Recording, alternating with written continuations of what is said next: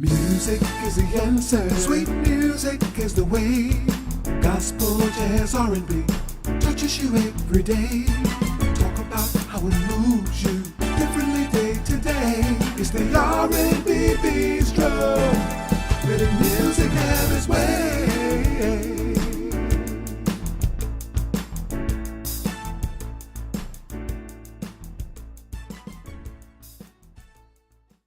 Hello and welcome to the R&B Bistro, up close and personal. I'm your host, Venus, here to take you through this musical dance we call life. And to do that, you know I bring on talented individuals, the best in the business, to help us make it through.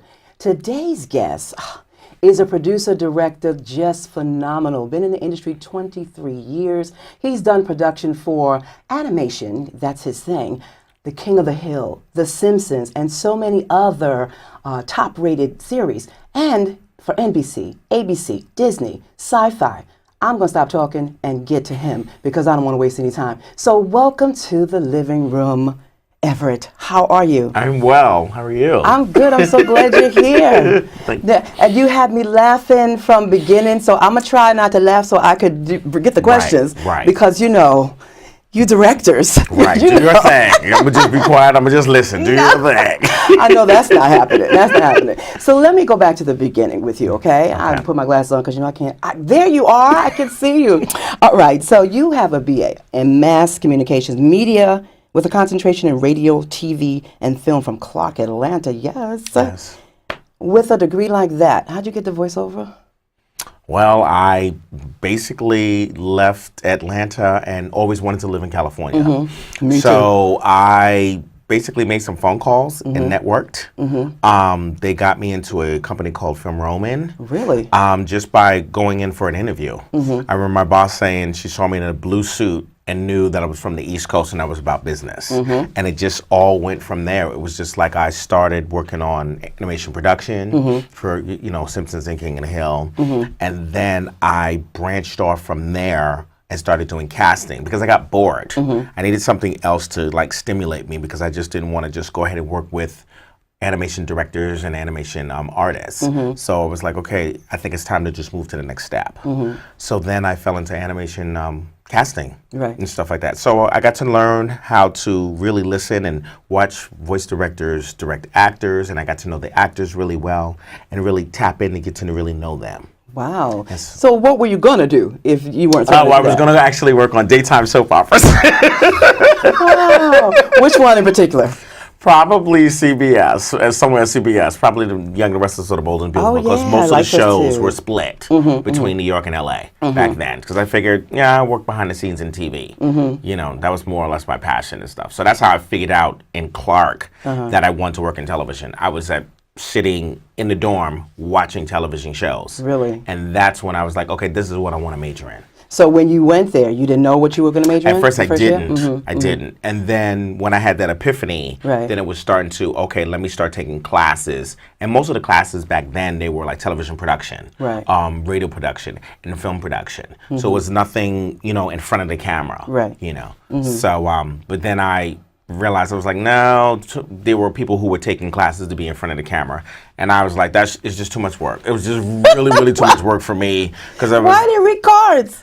Well, yeah, they were reading the teleprompters back then, you know, those big, huge, teleprompters. But I was like stumbling over words, and, you know, we had to look a certain way, and, you know, you couldn't eat certain things. And I was like, no, I'm not really interested in that. Interested. We're going to do something else. Oh, my goodness. All right. So how long did it take working in the field of voiceover before you got the opportunity to do The Simpsons? Because, I mean, isn't that high? Like, you know, only if you really know what you're doing, you've been doing it for 10 years, can you just jump on something like that? Because The Simpsons is still around. The King of the Hill is gone, right?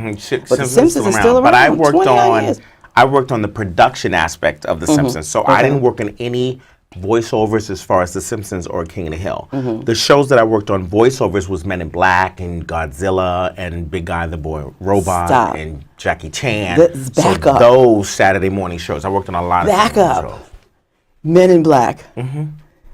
Will Smith. No, I didn't work with any stars. Didn't work with stars. It's all voiceover actors. Okay. So they're voiceover actors because if we got the big stars, then we would have to pay them huge amount of money to do the actual series. Plus, they didn't have time because they were all working on movie projects. So what we did was we cast maybe the sound-alikes to say who could probably be as close to what Will would sound and act and get his emotions and personality. So that's what we did back then. Right. So Jackie Chan did come and appeared for his show. Did you get work done with him there? There was a problem. There was a certain problem, with the dialect. Yeah. So we had to substitute him for an actor who could kind of sound like him. So, Okay. but he did show up for the recording, and that was pretty with his entourage. So, But he's comedic, right?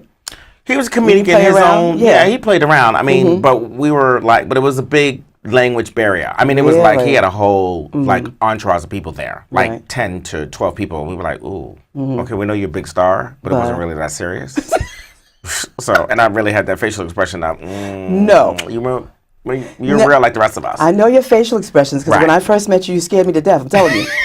I was like, I'm not talking to him after this class. I don't know if I could go up to him. Yeah, I'm more of a facial. But he's person. really a pussycat. He's a sweetheart. He's a sweetheart. Well, you're just saying it now. Anyway, why animation?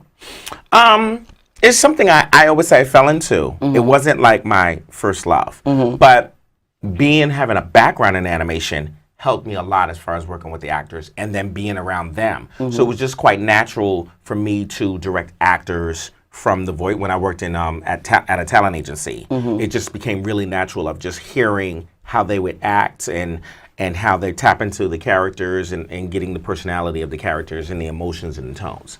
So it's just a natural thing for me. I can't really say this is what I wanted to do, but I was like, I'm okay. I'm grateful that I got the necessary training from being on several shows and working with all the production team that helped me develop an ear that I didn't know I had. Right, right. So. Well, in the industry, you have a good reputation for having a really good ear. Now, why you I do. I mean, I don't want to brag about it, but I do. Well, because. No, because I bring the best here on the show. Right. Because I want to help those who want to do this. And I want people to know that voiceover is wonderful and it's glamorous. It looks wonderful and glamorous, but there's a lot that goes into it. Let's stop there for a minute. I mean, it's a lot of work. I basically can, once I hear where you're from, I basically, tell them, you need a class.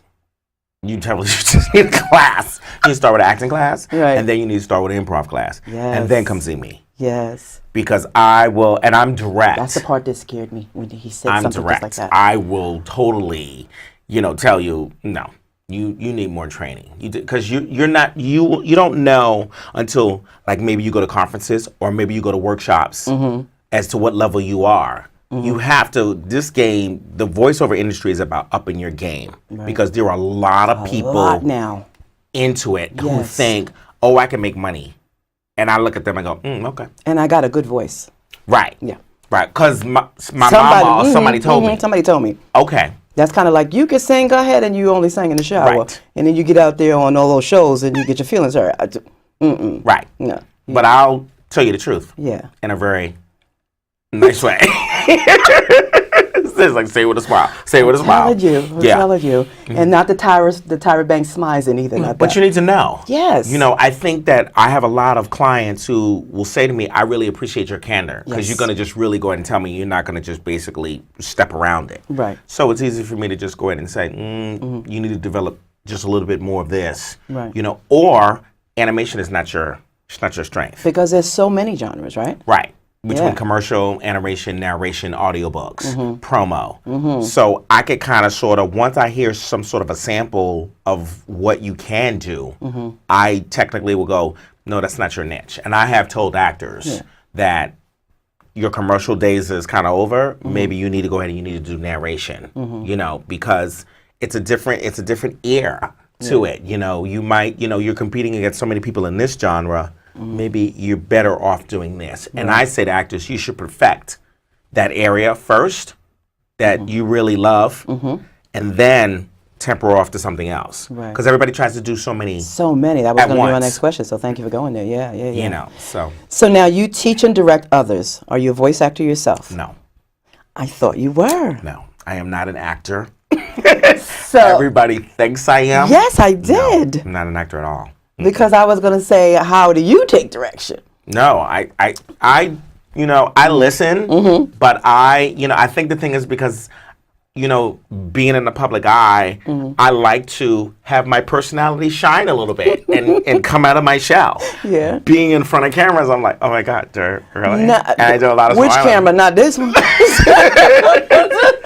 But no, I think people more say that I'm more credible because of the fact that because I'm not an actor. Right. But I've worked behind the scenes of several, like I said, several shows and several people. So I kind of sort of know exactly what specifically that they look for. Yeah, Right. yeah. Okay. So you were the booth director for AVO Talent. Yes. Now you own your own company, Yes. and it's called My Booth Director. Yes. What's a booth director? A booth director is when an actor is being represented from a talent agency, and the agents will give copy to the actor, and then the actor will come see me. And so I am supposed to get the best performance out of an actor once it's almost like an audition. It's just that we as talent we from the talent agency, we go ahead and we get to decide whether or not we're going to send you audition or not based on your acting ability and your performance of the actual script. So that's what I did all day. I listened to tons and tons of auditions, and sometimes I got to choose which audition was great. Wow. Sometimes I would, call actors and say, where's your audition? I got to have that kind of power of your audition is late. That's a lot of power. I got to, sometimes, cast a little bit. So it was, for me, it was like, oh, okay, you're plucking my nerve? Okay, your audition is late. Your audition was supposed to be here 10 minutes ago. Because you have to remember, it's a fast-moving industry. Right. So whoever sometimes first come, first serves, whatever talent agency sends it in, the chances are they might book you first, or at least in animation, they usually wait for all the different agencies to submit their audition, know. But it's also, too, of sometimes it's top 5. So an agent will put down 12 names, and we can only submit 5. Wow. So all from the same agency, though? All from the same agency, So it's more or less like, hey, you need to up your game. You need to. So that's what I was doing. I was strengthening actors. I was pulling performances out of them. And so for me, it was like, oh, okay. And sometimes I had good days. Sometimes actors came in and had bad days. And usually when they came in and had bad days, they booked. Really? Because they didn't think. You know what? You're right, because I had that happen, and I didn't understand it. You didn't understand it. You don't care as much. You're just like, okay, I'm just doing going to do it and throw it away. Yeah, yeah. Wow. Now, see, my impression of booth director was not that.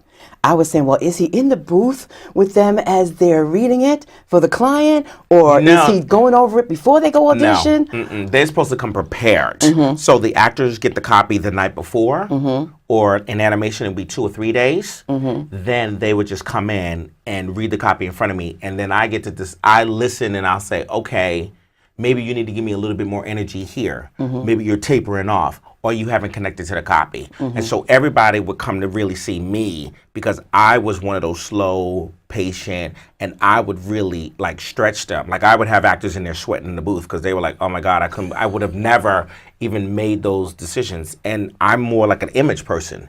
So I would go ahead and I would give images to actors and they would go, oh, okay, I got it. But this would help them connect with the copy. Exactly. Right. And so now you won an award, or you were nominated. I was nominated. For that great demo, right? Well, animation and video game demo. And I was also nominated, co-producing and directing for an animation demo, and then directing for a narration demo. So it was my first time that I've ever submitted anything. And you got nominated? And I got nominated. That's awesome. For my own company, and then being out there for 23 years. So it was really a big big deal. accomplishment for me. I mean, even with the Oscars, as long as you're nominated, that still goes down under your credits. Right.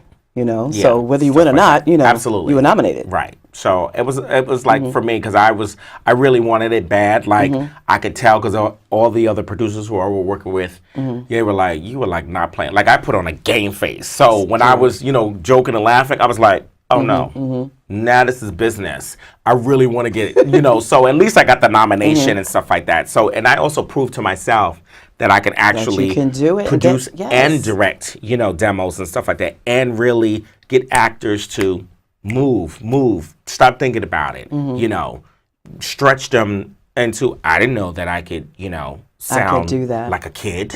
at whatever age they are. So it's stuff like that. So let's stop there for a minute and go to the nominations. This past weekend, there was the Voice Actors Arts Awards. Right. You had to dress up in tuxedos, Yes. and they had red carpet and everything, and entertainment. Yes. And I was there on Saturday. I didn't go to the Sunday thing, but they had the actors or the voice actors work with $1 million voices, and then they were coached, and they Right. won on stage. Do they do that every year? The Voice Arts Awards is done every year they switch between LA and New York. Joan and Rudy, who founded the organization, they go ahead and they find top professionals, and they basically just have the actors connect with producers and casting people, just so that it's more like a networking thing. It's a big networking But event. awesome training ground. And it's great. Awesome training ground. If you really wanted to get, into voiceover, it's just not from, it's from different points of view. Right. From the producing side, from the casting side, from the agency side. Right. So now, how hard is it to direct people? And have you ever found anybody that was undirectable? It's not hard. No. It's about, for me, my directing is different because I need to get to know the actor. I need to get to know the person Into my next question, really intimately. One of my actresses who I really got to know really well, she was pregnant at the time. And her water broke Oh my goodness. after we had audition. Wow. But she was the person that I booked the most. Did she name the baby after you? No, she didn't. But I will tell you, the baby actually listened to me when he was bad. He can, right. Yeah, because he heard your voice. Right. Because they can hear. They can hear. Exactly. So I was going to ask you, how do you get to know them? I sometimes go to their homes. Really? I hang out with actors all the time. Bowling, any crazy event, that You're everybody like is. really hands-on. Really, I like to just go. I told you a and pussycat. just hang with actors, even though I'm like. Yeah, but you gotta do You that. have to.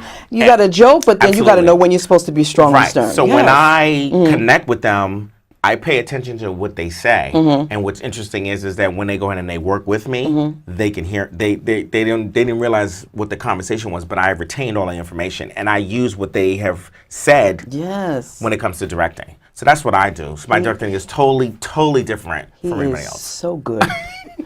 And I think that's really good because some other people that don't work like that, it seems superficial. Right. It seems like they're just coaching you because there's a dollar attached to it. Right. And a lot of people don't like that. They want to feel that you care about them, even if it is your business. Right. You can care about people and still be about business, right? Absolutely. And I think the thing is too, like I said, when I connect, and I was just thinking of one of my clients, I will, as my former agents would say, I would never let an actor out of the booth if the audition was bad.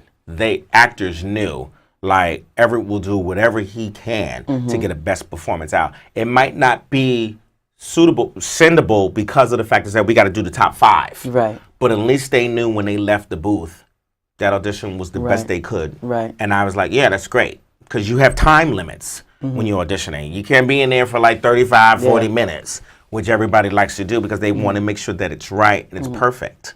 So what percentage of your clients would you say after they've worked with you, they booked? Booked. Oh, God. It so varies because they don't tell me unless they see me. Right. I say I would probably go about maybe 75. That's a good ratio. And you're in California, so how do you deal with people all across the country? You're doing workshops and stuff. How is that? I do with everybody through Skype and Zoom. I basically travel around the U.S. and Canada. So I've been to 7 U.S. I've been to Atlanta, San Francisco, Chicago, D.C., Toronto, Canada. There's 2 more, Atlanta. And I basically have done workshops there. All across the country. And so that was, and I attend certain conferences, voiceover conferences. So that's how people get to really know me. People contact me through Twitter. They try to contact me through Facebook. Right. So, but like I said, I basically market myself to let people know, oh, okay, let me see what your skill sets are, and then I can shape you and mold Before we you. run out of time, your company is my booth director. Yes. So now, not like when I first met you. That's for another show. I'll tell you about that. But anyway, so to reach you, they can come to either your workshops around the country, Right. or they can go through your They can your go company, to my website, right? They can contact me at myboothdirector.com. Okay, so they don't have to be referred from an agent. No, not at all. Okay. Not at all. No, please don't. He No. scared me. No. Terrified. I can't talk to him. No. And all the information is there. I mean, I've had actors call me out of the blue, and I've actually picked up the phone, and they were like, "Oh my God, I thought I was going to get a voicemail." I was like, "No, it's me." See, I love it. Do you find that you get more people like that because you're more personable? I do, and also people do a lot of referrals too. Yeah. They say, "Oh, I've heard good things about you," and Yeah. stuff like that. Yeah. I've also been stopped at the airport. Really? Referrals always work. Give me 3 tips. If someone wanted to be a booth director, give me 3 tips of what they should do because they saw you, they saw this show, they heard all the content, and they say, I think I'm going to go try that. To me, you mean as far as being a voice actor? No, they want to do what you do. A booth director? Yeah. As far as a booth director, the 3 tips I would say is they have to be able to interpret copy. They also need to be able to really listen to an actor in order to be directed. So is the first one interpret copy? Interpret copy, I would say, is one, to really understand the copy. Really have a sense of working well with the actor as a team, because it's really a team effort. And they need to be able to listen really well to get that performance out of you. You know what I'm saying? So once they're listening to what the actor brings to it, then they should be able to go ahead and guide them and direct them. From what they did. And that's the third one. Listen well. One. So if they can't interpret copy, what should they be getting? If they can't interpret copy, that's a problem. But they need to take an acting class. They need some training. They need to take some acting So in classes. other words, you don't just come off of your day job and say, I want to do voiceovers. I'm going to go get my demo tomorrow. No. They need to go take an acting class first. They need to go do an improv class second. And then they need to take a voiceover class. They can have a consultation with me. I'll have a consultation with them, and I will say the exact same thing in that order. Right. Don't do an improv class first and then do a voiceover. Do it boom, boom, boom in those order.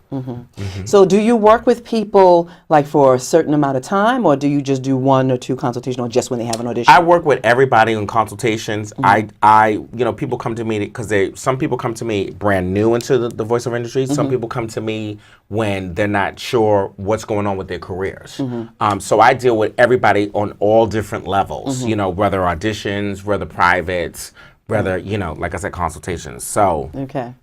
All right. So Everett, tell us how we can reach you because, he's not going to tell you what he told me. You can reach me at myboothdirector.com. You can reach me on Facebook at myboothdirector.com. You can reach me on Twitter at myboothdirector.com. He's just myboothdirector.com. And Instagram at myboothdirector.com. Okay. Yes. All right. It has been such a pleasure talking to you. Everybody that I talk to, we always need more time. It was fun. This was great. It's such a joy, right? Right. All right. Well, will you come back again? I will. We might have to do it by Skype, but if you're always in the city, I can always get on the train. What's the next? What's the next workshop you got coming up? Any? Everything's going to happen in 2018. So I do have some pointers, maybe Seattle. I've been asked to go to Seattle, Washington. So all right. We'll see. I'm Venus. This has been the R&B Bistro. Remember, it's never too late to live your dream. And when you do, I'll be there encouraging you. I'm on Instagram, Facebook, and Twitter. Follow me and come on back. Tell somebody to tell somebody about the R&B Bistro up close and personal. We love you and thank you for listening. See you next time. R&B touches you every day. Talk about how it moves you differently day to day. It's the R&B Bistro. Letting music have its way. Music is the answer. Sweet music is the way. Gospel, jazz, R&B touches you every day. Talk about how it moves you differently day to day. It's the R&B Bistro. Letting music have its way.